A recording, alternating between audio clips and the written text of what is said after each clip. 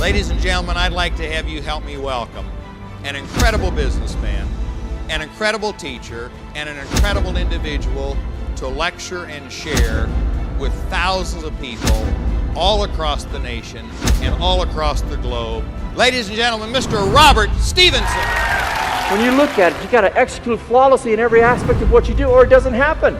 And it starts with you. You want to cause your company to fail? Say these words. That's the way we've always done it. No, that's one reason why you're here, to find out new and different ways to do it. And that's what we've got to understand in business. Relentless pursuit of excellence, to take it, because if you don't like change, you're going to hate extinction. We got a lot of people out there that don't go find out how good they're doing. In my companies, every 6 months, we ask this question to our customers. In a perfect world, if we could provide you perfect service, what are we not providing? Because let me tell you something. A customer will not pick up the phone today and call you and complain. You know what they do? They leave. And getting them back is harder. The top 10 employers in 1960, the top 10 employers last year, one is still on the list. See, the why is what you guys are all about. One is still on the list. So I've had the opportunity to interview over 10,000 employees, managers, and senior executives in over 250 different industries. I've run companies. I've sold, as I said, in over 20 countries, and I've run my own sales organizations. And so I have an understanding of what I'm talking about. This is not stuff that I've just studied. These are real life experiences that I'm going to be sharing with my audience, and I think that they have a real appreciation for that.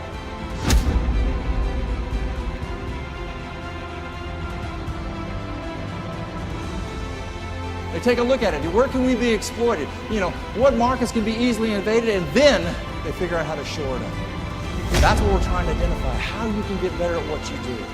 That's why we're having a meeting like this, to raise the bar on you guys. This is why people bring me in. The average lifespan of a multinational corporation in the United States is 40 years. Just 40 years. Japan and Europe, 12.5. You gotta be kidding me. Yeah, we got to raise the bar. If you do what you've always done, you'll be gone. And that's my concern. You've got to understand that future success is not inevitable because of past triumphs. Tell me what you're going to do for me tomorrow. One of my clients, I remember Joe Mullins at Anheuser-Busch, he says, Rob, change is not a way of life, it is life. I said, Joe, why did you share that with us? He said, we know what's going to happen. We've decided to do it faster than our competition. That's the attitude that we're looking for. Right now, you can close your eyes and you can visualize the people back at your company that are the right ones, can't you? You can see them right now, the ones you can count on all the time. But you know what's scary? You can also close your eyes and visualize the wrong ones, can't you? You're saying to yourself right now, why in the world did I hire them? They were breathing at the time, okay? And you needed to fill that spot. The worst thing that you could ever do is fill that spot with the wrong person, because they're going to cost you a customer. I remember 25 years ago when I got into the speaking business, I had people tell me I was nuts because I was going to customize my programs to fit the need of my clients. They said it's too time consuming, it's, you're not going to be able to do as many programs, it's going to be too hard. And they were right. It was time consuming, it was hard, but the amount of programs I didn't think mattered. To me, it's not the amount of programs that you do, it's doing programs good.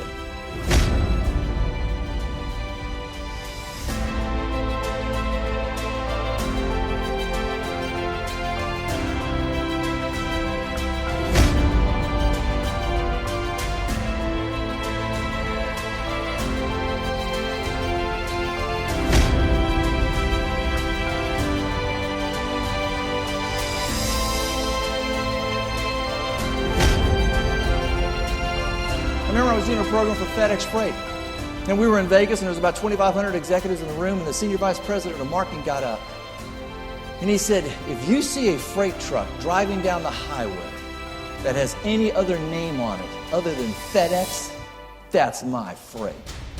Go get it. And that was the attitude that he had. The business is out there, ladies and gentlemen. We're just going to do what? Take them. I love his personality and his style. Very engaging with the audience and the stories that he tells, the experiences. So he's given me the motivation to just keep going back over and over again until you get the contract that you want and build those relationships.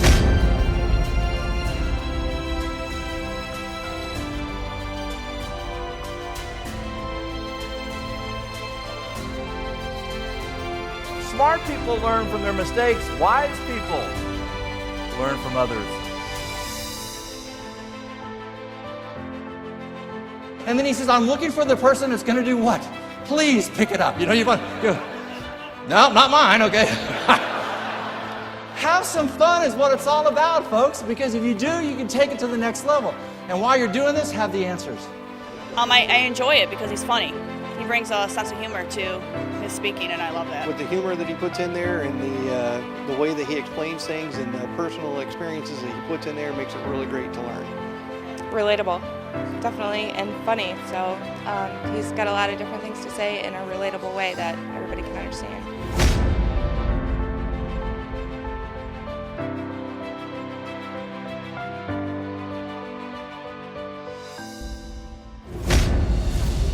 Choices in America are everywhere, and you've got to have the product selection or they will be gone. You don't think so, folks? Starbucks.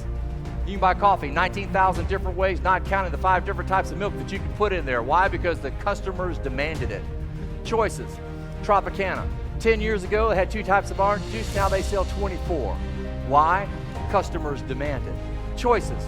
Arby's opened in 1964 with 1 roast beef sandwich. Now they sell over 30. Most of them are not roast beef. Choices. Ted Turner took CNN to every major network in the United States. ABC, CBS, and NBC had a 92% market share. They threw them out. They said, get out of here, you stupid billboard salesman. Who wants to listen to news 24 hours a day? That is a stupid idea. He walked up on a silver platter and he only wanted to participate, and they kicked him out. He sold that stupid idea for $7 billion. I'll give you another rule about change. The idea that gets the most resistance, probably a pretty good idea. Now, everybody's got you right over your left or left over your right. Switch. Is that not disgusting? You're sitting there going, oh, that's just weird. And if you did it that way for 6 months, the other way would feel like. See, that's one of the problems we have when we talking about change and the relentless pursuit. Sometimes it takes a while before any change will feel right. So when someone's talking to you in the meetings in the next few days about how you can do this better and that better, don't try and tell me what's wrong with that. Try and tell me what's right with that, so you can get better and make more money.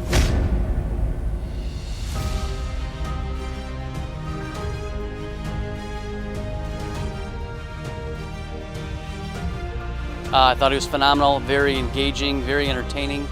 He's got a great message. I like how he moves pretty quickly. And my statement is, what did they say? Real simple. Knowledge. We've got the knowledge. We've got the solutions. That's what was talked about today. We've got the solutions that's going to help them make more money so they can take care and understand what's going on. But my statement to you is there's a lot of people that want to, but they're not willing to. Are you willing to take the necessary steps to get it? Are you willing to study to take it to the next level?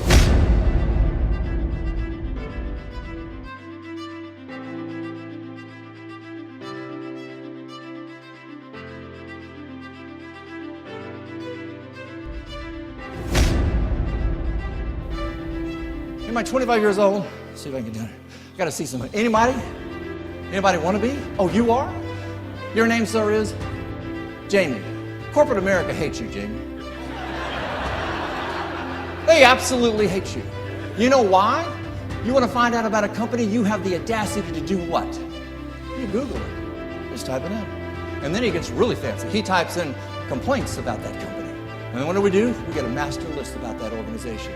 Yeah, I love the engaging audience participation that he has us do with them. And the PowerPoints, the slides are very engaging also and very quick, and it keeps your attention. It's funny.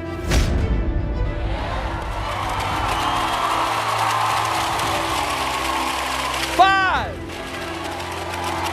Stand back up. Stand back up. Give them a round of applause. Inspire them and motivate them. I love doing that, but then I want to give them things that they're capable of doing when they get home. Style is engaging. Everything he talks about you can relate to on a daily basis. I'm definitely going to take a lot of stuff he talks about back home, so it's good stuff. It's the how-to that's most important. It's the content of telling them, here are the tangible things that you can do when you go back to your office that's going to make you successful. And by doing that, I feel you're going to have a valuable program that I can deliver. He's awesome. He was mentioning things that we never thought of in different light. Vibrant, energetic, knowledgeable. One thing that's neat about my industry, but also scary about my industry, is that I'm going to be up there for an hour to 2 hours sharing my soul, giving all the experiences that I can to the audience in the room, and at the end, you're going to know how you did. Oh, wow. Thank you. Thanks so much.